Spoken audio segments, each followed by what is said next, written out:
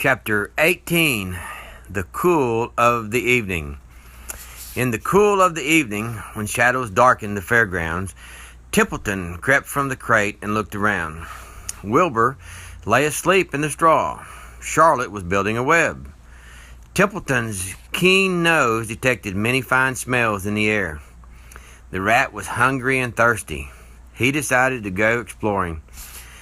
Without saying anything to anybody, he started off. "Bring me back a word," Charlotte called after him. "I shall be writing tonight for the last time." The rat mumbled something to himself and disappeared into the shadows. He did not like being treated like a messenger boy. After the heat of the day, the evening came as a welcome relief to all. The Ferris wheel was lighted now. It went round and round in the sky and seemed twice as high as by day. There were lights on the midway, and you could hear the crackle of the gambling machines and the music of the merry-go-round and the voice of the man in the Beano booth calling numbers. The children refreshed after their nap. Fern met her friend Henry Fussy, and he invited her to ride with him on the Ferris wheel. He even bought a ticket for her, so it didn't cost her anything.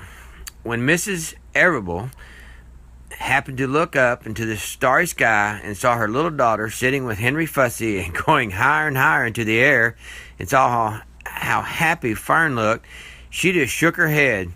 My, she said. "Henry Fussy, think of that." Templeton kept out of sight. In the tall grass behind the cattle barn, he found a folded newspaper. Inside it were leftovers from somebody's lunch. A deviled ham sandwich, a piece of Swiss cheese, part of a hard-boiled egg, and the core of a wormy apple. The rat crawled in and ate everything. Then he tore a word out of the paper, rolled it up, and started back to Wilbur's pen. Charlotte had her web almost finished when Templeton returned, carrying the newspaper clipping. She had left a space in the middle of the web. At this hour, no people were around the pig pen, so the rat and the spider and the pig were by themselves. "I hope you brought a good one," Charlotte said. "It is the last word I shall ever write." "Here," said Templeton, unrolling the paper. "What does it say?" asked Charlotte. "You have to read it for me." "It says, 'humble,'" replied the rat. "Humble?" asked Charlotte. "Humble has two meanings. It means not proud, and it means near the ground. That's Wilbur all over. He's not proud, and he's near the ground." "Well, I hope you're satisfied," sneered the rat. "I'm not going to spend all my time fetching and carrying. I came to this fair to enjoy myself, not to deliver papers." "You've been very helpful," Charlotte said. "Run along if you want to see more of the fair." The rat grinned. "I'm going to make a night of it," he said. "The old sheep was right. This fair is a rat's paradise. What eating, and what drinking, and everywhere good hiding and good hunting. Bye-bye, my humble Wilbur.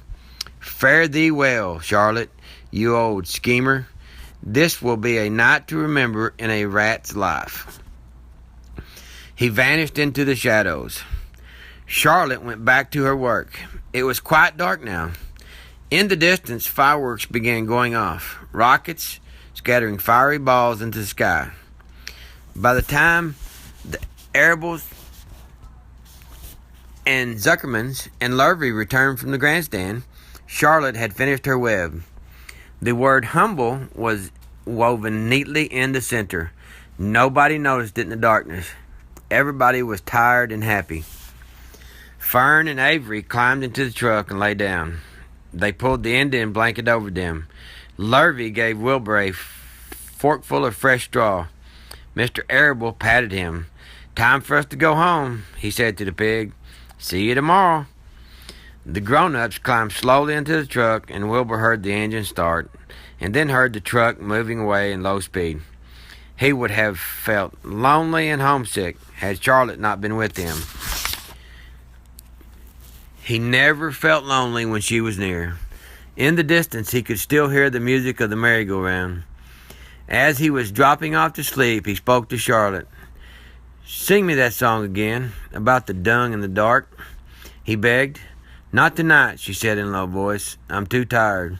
Her voice didn't seem to come from her web. "Where are you?" asked Wilbur. "I can't see you. Are you on your web?" "I'm back here," she answered, "up in the back corner." "Why aren't you on your web?" asked Wilbur. "You almost never leave your web." "I've left it tonight," she said. Wilbur closed his eyes. "Charlotte," he said after a while, "do you really think Zuckerman will let me live and not kill me when the cold weather comes? Do you really think so?" "Of course," said Charlotte. "You are a famous pig, and you are a good pig. Tomorrow you will probably win a prize. The whole world will hear about you. Zuckerman will be proud and happy to go on to own such a pig. You have nothing to fear. Wilbur, nothing to worry about. Maybe you'll live forever. Who knows? And now, go to sleep." For a while there was no sound. Then Wilbur's voice. "What are you doing up there, Charlotte?" "Oh, making something," she said. "Making something as usual." "Is it something for me?" asked Wilbur. "No," said Charlotte. "It's something for me, for a change." "Please tell me what it is," begged Wilbur. "I'll tell you in the morning," she said. "When the first light comes into the sky and the sparrows stir and the cows rattle their chains, when the rooster crows and the stars fade, when early cars whisper along the highway, you look up here and I'll show you something. I will show you my masterpiece." Before she finished the sentence, Wilbur was asleep. She could tell by the sound of his breathing that he was sleeping peacefully, deep in the straw.